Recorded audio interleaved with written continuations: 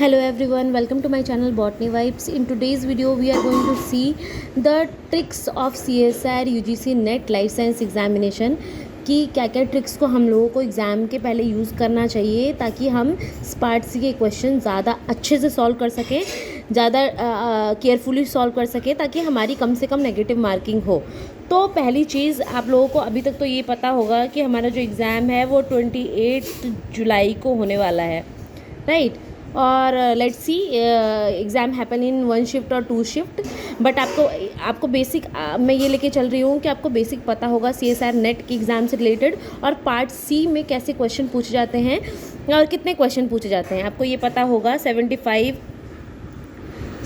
Total of the 75 questions are there in the part C, जिसमें से हमें करने होते हैं 25 क्वेश्चन, जो कि जिसमें से 50 क्वेश्चंस आपको स्किप करने हैं। That is a very good thing, ठीक है, कि आपको इतना ज़्यादा क्वेश्चन स्किप करने का मौका मिल रहा है और बहुत ही कम क्वेश्चन करने हैं।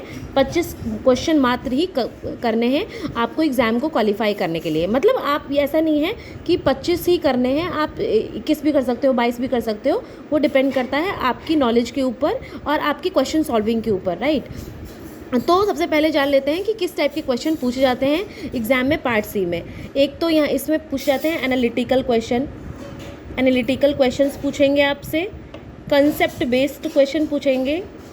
कंसेप्ट बेस्ड वो आपका जो कोई भी एक्सपेरिमेंट होगा उसका नॉलेज टेस्ट करते हैं, उसमें वो नॉलेज टेस्ट और आप बोल सकते हो कॉन्सेप्ट सॉल्विंग स्किल चेक करते हैं आपका वो इस पार्ट सी के थ्रू, राइट। कुछ एक्सपेरिमेंटल क्वेश्चंस होते हैं, तो आपको मैं कुछ ट्रिक्स बता रही हूँ जो आपको एग्ज़ाम में अप्लाई करना है to get more score in part C, ठीक है।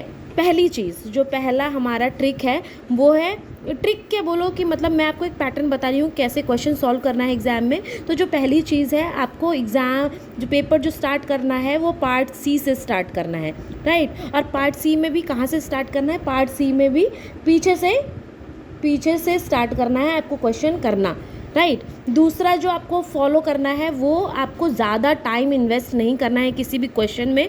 आपको फटाफट वो फार्मूला अप्लाई करना है, like you read the question, you know it, you tick the answer. If you don't know the question, just skip it. फटाफट स्किप वाला formula आपको अप्लाई करना पड़ेगा आपको, क्योंकि आपको टाइम भी बचाना है, टाइम मैनेजमेंट भी करना है और आपको ज़्यादा से ज़्यादा क्वेश्चंस भी अटेम्प्ट करने हैं, राइट। और पार्ट सी एक ऐसा पोर्शन है जो आपको बहुत ज़्यादा मार्क्स दिला भी सकता है और बहुत ज़्यादा नेगेटिव मार्किंग भी करवा सकता है। एज़ आपको पता होगा कि सही आंसर होने पे आपको मिलेगा 4 मार्क्स और अगर वही आंसर आपका गलत हो गया तो आपको -1 डिडक्ट हो जाएगा। सही क्वेश्चंस मतलब जितना आपका स्कोर आया है उससे आपका डिडक्ट हो जाएगा, राइट। तो ये मार्क्स तो आपने कभी स्कोर नहीं किया, ऊपर से जो आपने स्कोर किया होगा उसमें से मार्क्स डिडक्ट हो जाएगा। That is a very bad thing, right.